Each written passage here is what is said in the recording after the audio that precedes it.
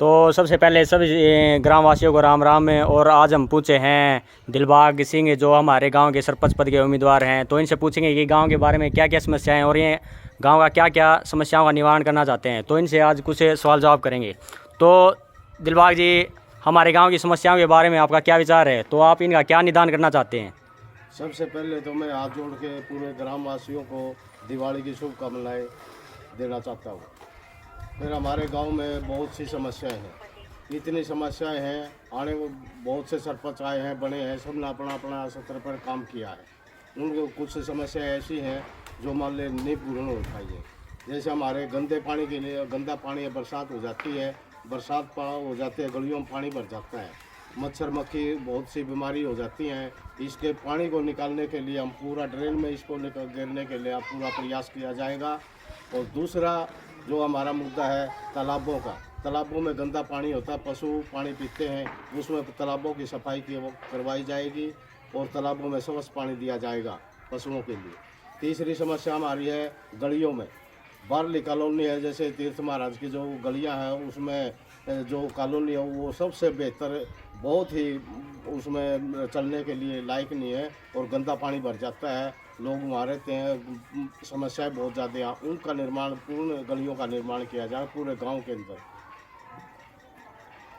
पूरे गांव के अंदर। चौथी हमारी समस्या है, जैसे हमारी लड़कियां हैं यहाँ से जाती हैं स्कूल में पढ़ने के लिए, बाहर गांव में जाती हैं, दूसरे गांव में जाती हैं, वहाँ गोहाना रोड यहाँ से 2-2.5 किलोमीटर पड़ता है, उसमें रास्ते में देर सवेर हो जाती है, इसलिए वहाँ बसों की व्यवस्था की जाएगी, बस की व्यवस्था, निःशुल्क बस की व्यवस्था की जाएगी।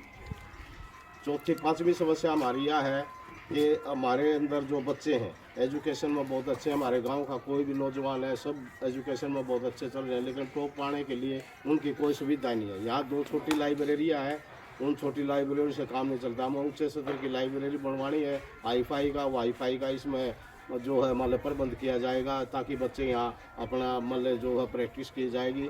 पांचवी समस्या हमारी यह है कि कुछ मान बच्चे हैं जो से मान सेना में भर्ती होने के लिए या पुलिस में भर्ती होने के लिए कहीं भी दौड़ दौड़ करते हैं, ये सड़कों पर करते हैं, सड़कों पर कोई भी एक्सीडेंट हो सकता है, इसलिए इनको रहने के लिए, इनको मान प्रैक्टिस करने के लिए हम एक स्टेडियम का निर्माण करवाएंगे।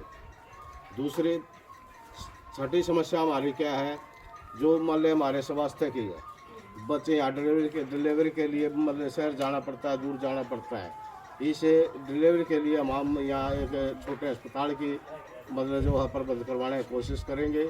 और दूसरी समस्या एक और भी है जिसमें हमारे यहाँ पैसे निकलवाने के लिए जो औरतें हैं वो दूर शहर गांव जाती हैं, तो इसमें यहाँ हम बैंक की व्यवस्था भी कराने की कोशिश करेंगे। तो दिलबाग जी, जैसा कि आपको पता है हमारे स्कूल बिल्कुल ही डैमेज हो चुका है, तो बिल्डिंग बिल्कुल नहीं है, पढ़ने की कोई व्यवस्था नहीं है। पीछे एक हादसा होता है, एक लड़की के ऊपर पंखा टूट के गिर गया था। तो स्कूल के बारे में आपका क्या विकास करने का कार्य करोगे आप? यहाँ शिक्षा विभाग से हमें डिमांड करेंगे हमारी बिल्डिंग बनाई जाए, स्कूल की बिल्डिंग बनाई जाए, और उसको जैसे हमारे पहले यहाँ ITI भी थी, मतलब 12 तक का स्कूल था, इसको 12 तक का स्कूल बनवाने की कोशिश करेंगे, बिल्डिंग बनवाने की कोशिश करेंगे।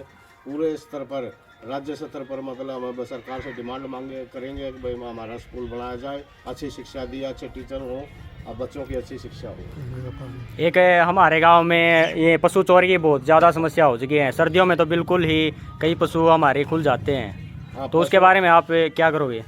हमारे गांव में हर तबके का आदमी जो है, गरीब से लेकर अमीर तक, सब लोग जमींदार भी सब जो है पशुपालन करते हैं, और पशुओं की सबसे बड़ी समस्या है गांव के अंदर, ये सबसे बड़ी समस्या है चोरी की। ये चोरी की जो समस्या है, इसको रोकने के लिए, इसको ख़त्म करने के लिए हम गांव के हर चौक चौराहे पर, हर गलियों में शीशे कमरे लगवाने का प्रयास करेंगे, और मतलब जहाँ चोरी रोकने के मतलब हो जाएगी। इसकी लाइट का प्रबंध, गलियों में जो लाइट अंधेरा हो जाता है गलियों में, इसमें स्ट्रीट लाइट लगवाने की पूरी व्यवस्था की जाएगी।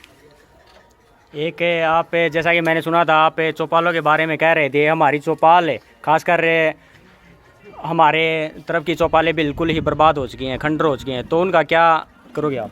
गांव की जितनी भी चौपालें हैं सब की जर्जर हालत में है, जो भी चौपाल है, चौपालों का दोबारा से नया पुनर्निर्माण किया जाएगा। एक हमारे गांव में पीने के पानी की बहुत ज़्यादा समस्या है, दूर से लाना पड़ता है, तो उसके बारे में आप क्या निदान करना चाहोगे? पीने के पानी की समस्या को तो बिल्कुल ही खत्म, पहला हमारा लक्ष्य यही है पहला लक्ष्य ये है पीने का पानी की व्यवस्था की जाएगी। गलियों में दूसरी पीने के पानी की पाइपलाइन लगवा के और उसमें हर घर में मतलब टूटी की व्यवस्था की जाएगी। पीने का पानी कहीं से भी आओ, दूर दराज से कहीं से भी आओ, हमारे जो मजदूर भाई है शाम को मतलब लेते हैं काम धंधे से, औरतें मतलब पानी दूर से लेती हैं। सिंधवी खेड़े पे एक लड़का है जैसे कि मतलब वहाँ है निडानी वाली, उस पर बहुत दूर से लाते हैं। तो इसलिए मतलब हम पीने के पानी की गांव में खुद गांव में रह कर ही किसी टाइम भी आओ किसी टाइम जाओ पीने की व्यवस्था करें। पीने के पानी की व्यवस्था घर में होना चाहिए। हाँ कॉलोनी निर्माण बारली कॉलोनी जो है बिल्कुल वीरान है। उसमें तो ऐसा है कि आदमी रात को या दिन को कभी नहीं चल सकता। बारली कॉलोनी में बिल्कुल दिन में भी नहीं चल सकता, गंदा पानी भरा रहता गलियों में। पहले बारली कॉलोनी की मतलब गलियों का निर्माण किया जाएगा। फिर मतलब जैसे हमारे गांव में गरीब लोग रहते हैं, ना तो किसी का ऐसा है भाई हम मकान बना सकें, ना हमारे माले किसी का जो ऐसा माले हमारा ब्यौत नहीं है अब भाई हम अपने खुद के पैसे से कुछ कर सकें। इसलिए सरकार जो मदद दे रही है इसके लिए मतलब पूर्ण 36 बिरादरी के अंदर कोई भी मतलब गरीब आदमी है उसका जो है कॉलोनी लाने की पूरी कोशिश करेंगे। मेरे पहली प्राथमिकता होगी हमारी ये। जैसे हमारे नरेगा में है, नरेगा में हमारे 450 मजदूर हैं, सब खाली रहते हैं।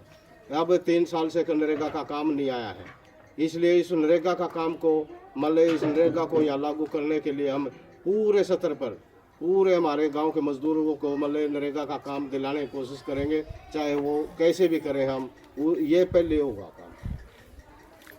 तो जैसा कि आपने देखा दिलबाग जी बिल्कुल ज़मीन से जुड़े हुए हैं और इनको गांव की समस्याओं का पता है, तो इन्होंने बहुत बढ़िया तरीके से इनका निवारण भी पता है। तो मैं आपसे दिलबाग जी से पूछना चाहूँगा कि आप ग्रामवासियों को आखिरी क्या संदेश देना चाहोगे?